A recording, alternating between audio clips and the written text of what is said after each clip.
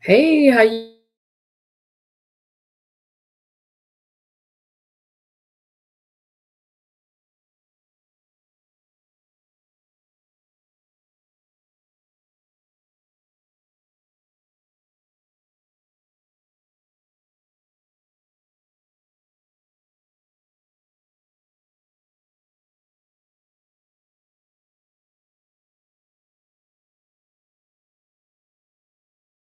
Oh, oh, you can't hear me. Hey, how you doing?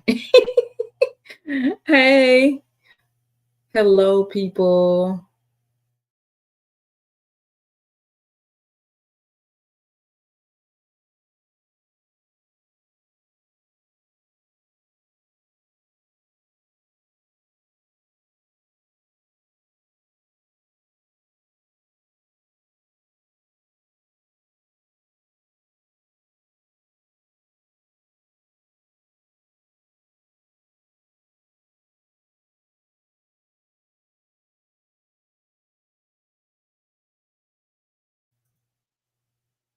Okay, I don't know why they kept muting, but hello, people.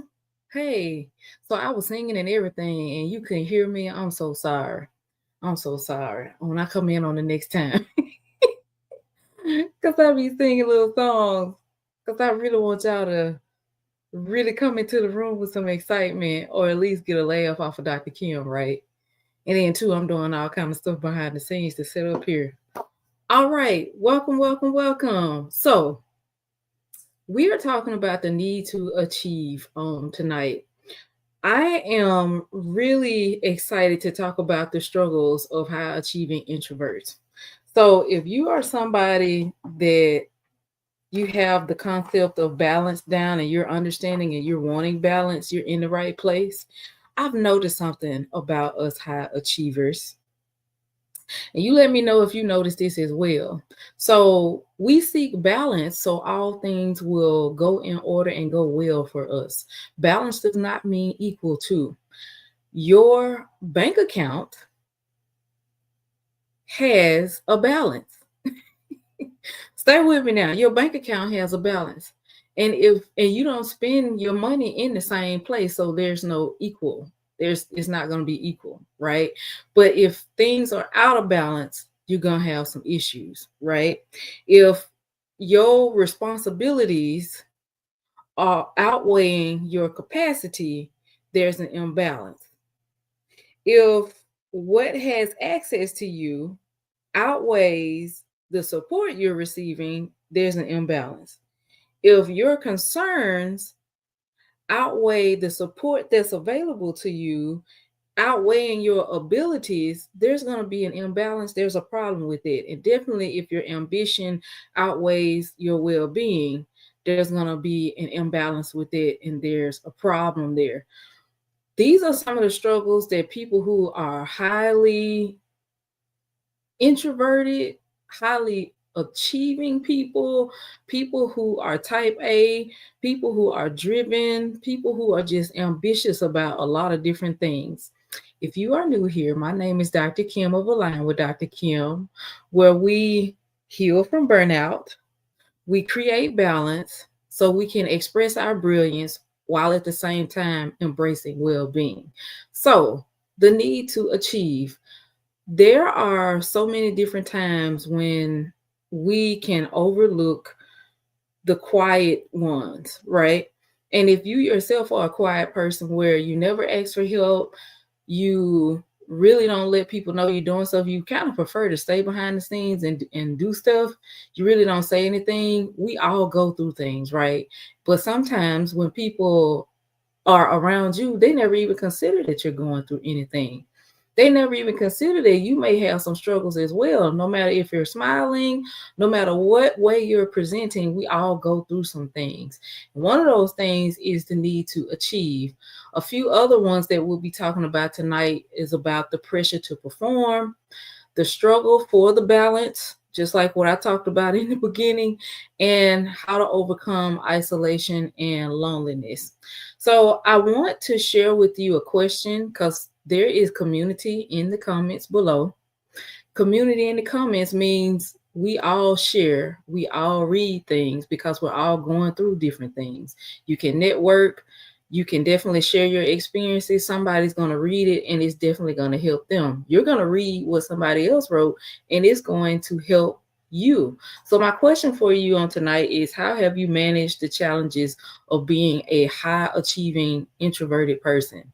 You're the type of person where you've probably always excelled in academics, athletics, art, creativity, all of those type of things, and you gain the most pleasure, or you get to recharge your energy when you stay to yourself. Sometimes you find yourself having to go and have solitude, not isolation, but it can turn into isolation and loneliness when you are in some spaces and you crash out, right? So that's what we're going to talk about tonight, just to highlight those things and what are some things we can do to overcome it. So let's get straight into it. Hey, how y'all doing? Thanks for coming in. All righty. Hey, Shelby. I thought you were at a game, girl. You must be on the road back from at the game. But shout out to you for taking vacations. A much needed vacation. I'm pretty sure this is one way we balance things out, right? We make sure we prioritize our rest and we have great disciplinary practices for rest and relaxation. So the first one is the pressure to perform. Now, some of this is rooted in your childhood. You may not even understand why you're so ambitious. This is where I want you to ask that question really, and just to get honest with yourself, to ask, wow, why have I been so driven at this? And why has like the whole portion of my life in the beginning, I've been wanting so many things? You may have had the pressure to perform because you were either, how can I say this, punished for not doing things at a certain level that someone around you expected. Someone in a place of authority in your life, didn't have to be your parents. It could have been a teacher, could have been in an organization that you're in, or a job that you started early. You had this pressure to perform, to do things correctly. Also, the other side of that, you could have noticed that you got a lot of praise for outperforming everyone around you, or for being the winner in the room, for being the one that had all of the energy, all of the talent, all of the art, all of those type of things. You were noticed for those things, which is your natural gifts and talents. And even if you weren't noticed for those things, you know that you have the ability to do those things. But it becomes toxic to yourself when there's this incessant drive to do more, more, and more, not realizing that what you're trying to do is prove who you are. And the only person we need to prove ourselves to is ourselves. And we are the only person who can say, yes, I like this. Yes, you are well. So we can find the neglect, or I should say the absence of addressing the emotional side of this, addressing what that does to your mindset, what it does to your feelings and your thinking patterns when you behave in a way where you're constantly trying to prove things. Not to mention what goes on in your life and on the outside of your life, what people are seeing. Like I said at the beginning, they may not be seeing anything. This can be something that you're hiding, that you're not even sharing with people or showing other people, but it's something that you're struggling with the things that you sign up for. And I want to challenge you with that as well, is to start off asking yourself, what reason am I trying to do more? What reason am I doing more than I can handle right now? We each have a capacity for doing or achieving things at a certain level, especially when the seasons of life change.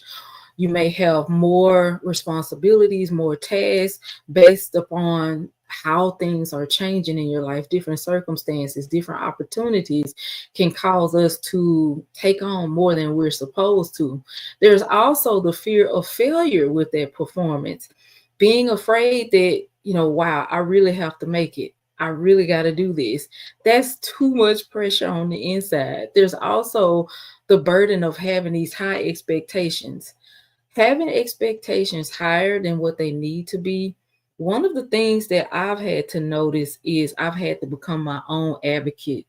I've had to become that person that said, yes, this is good enough, good enough, because one of the thoughts that's in your mind rolling over and over and over again is, this is not good enough, I'm not good enough. If you really quiet all of the noise and you're able to sit still with it, and you've noticed yourself even saying that, I want to challenge you as well right now to really address, why are you telling yourself that, and what is good enough? Who told you it wasn't good enough at first? We have to take the authority in those places, especially when we start to notice. You may not even be aware that you're doing these things, but it will cut down on so much mental and emotional stress and overload on your body as well, when you start to notice these patterns and the things that are overwhelming you, and that you have the power to step out of those things to change your mindset as well. The next one is how we struggle for balance. The struggle for balance. Oh my goodness. And like I said before, I don't mean things have to be equal, but definitely if you are giving out more than you're receiving, if the withdrawals, y'all, I don't know what's going on. If there are more deposits and there are less deposits than the withdrawals, there's gonna be a problem. I'm just realizing how country my accent is. But I promise y'all I'm okay. I'm laughing at myself right now because it's hard to do these words for some reason. But I promise y'all I know English. I'm gonna take a sip of water. Hello, Asia. Hi, welcome to the live. Good to see you, girl. What about, okay, back to the point of being in struggle for balance, trying to balance out how much time you're spending in work, how much time you're spending in your home life, because you can start to notice, hey, I've been missing out on a lot of things that have been happening at home, and that guilt can set in with you if we don't check into it, if we don't address those things. And this is where our boundaries start to come into place. When you start to notice there's an imbalance there, we have to realize, okay, well, what boundaries do I need to set in place? What is it that I want? What do I need to say yes to? And what do I need to say no to, so I can have the type of enjoyment that I want to have? Balancing out your ambition with your well being. This is prioritizing the rest. I was just mentioning how one of our viewers here, she was on a 7-day vacation, and I was celebrating that for her, celebrating with her on those things. We can go so much until you've forgotten to rest, and you're wondering why you're not able to perform and do all of the things that you want to do. And that's a heavy feeling. That is a crushing feeling sometimes, when you know what you want to do, you have the clarity, but you just don't have the energy to do those things. This is why we're having this conversation, so you can avoid getting to that point. And if you've consistently been getting to that point, it's time to change something. It's time to take a new route. It's time. You have to realize what level, what do you need to function at the basic level? What is it that you need? This is when you throw all of the extra stuff out of the window, because you're needing to understand, hey, with these amounts of responsibilities that I have, what do I absolutely need to meet those responsibilities? What do I need in order to meet my goals? That's another tragedy and an awful feeling that a high achiever has. If you feel like you never can reach your goal, or you're always changing things and pivoting things, and you haven't had the progress, I will say this: all work works. And I've had to learn that as well. So you may not be seeing the progress. You've been making progress, but you may not have been seeing it because of this incessant need to achieve more, more, more. when we don't sit with ourselves to reflect on what has gone well and being to the point where we can give gratitude for it, well, that's a point, that's a well-being practice. That's one way you balance out all of that ambition with it.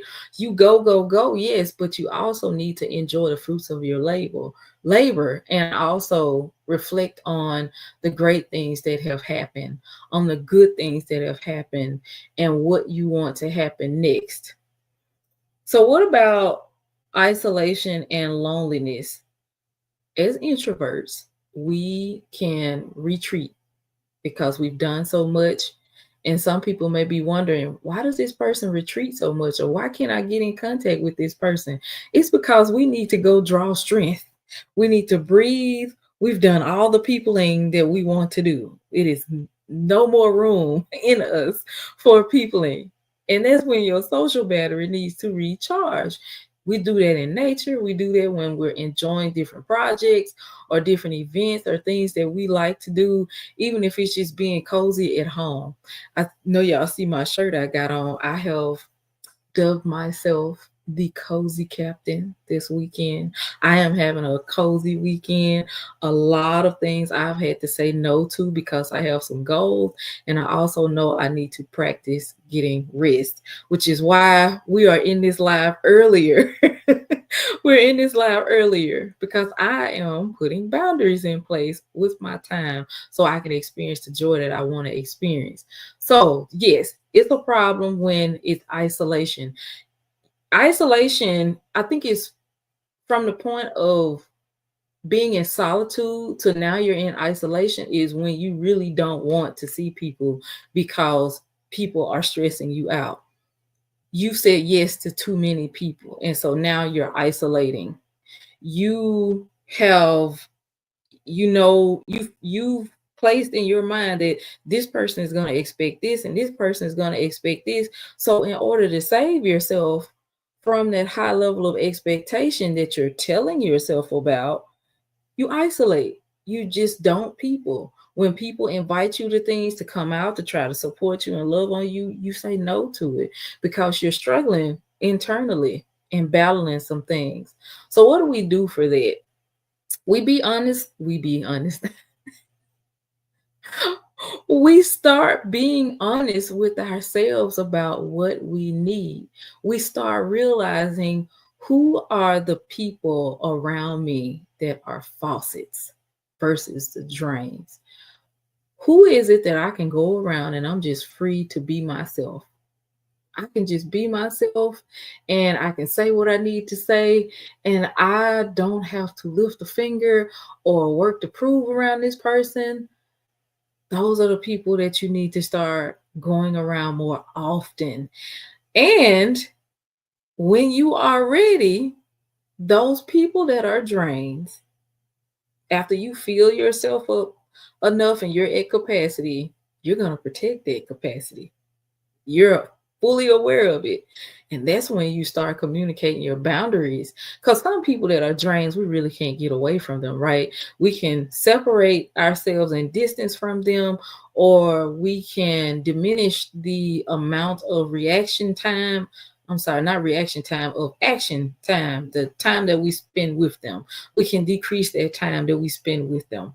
We can decrease the amount of times that we talk to them, right? But there are just some people that you can't like not be around. So what do? You set boundaries in place.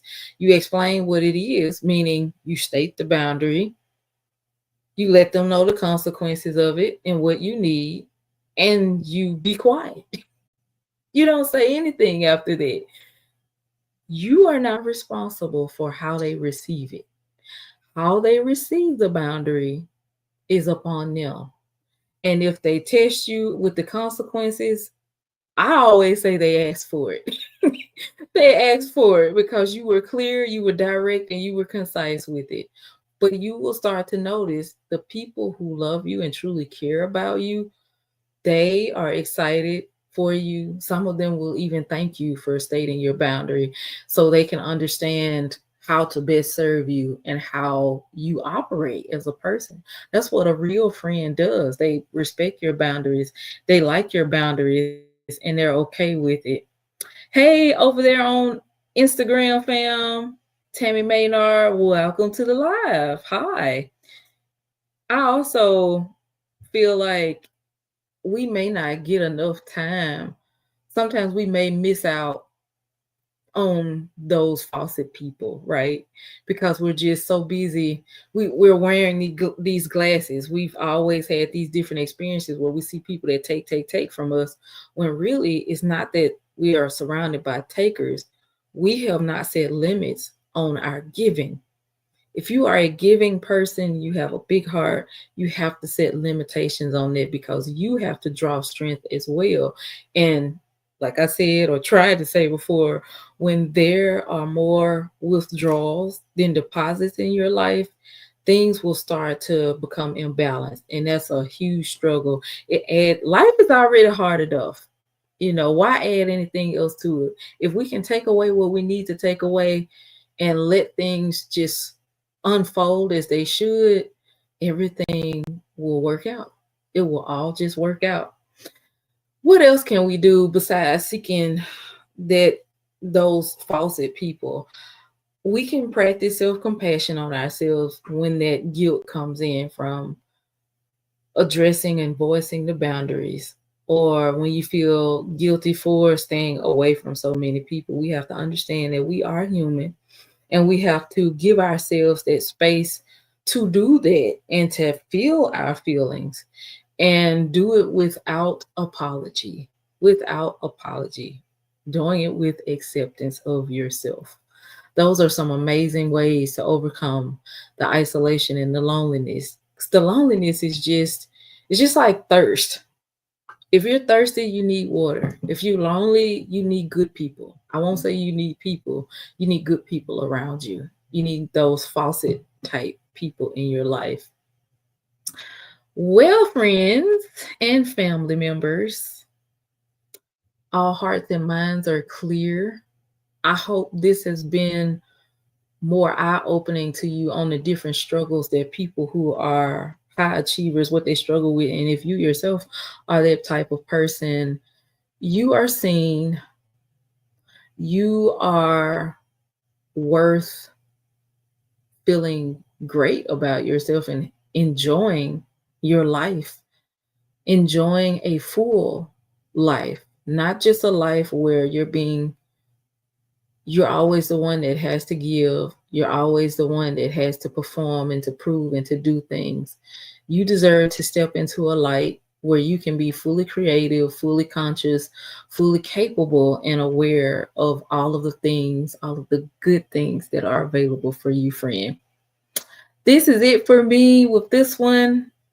I will see you all in the next one.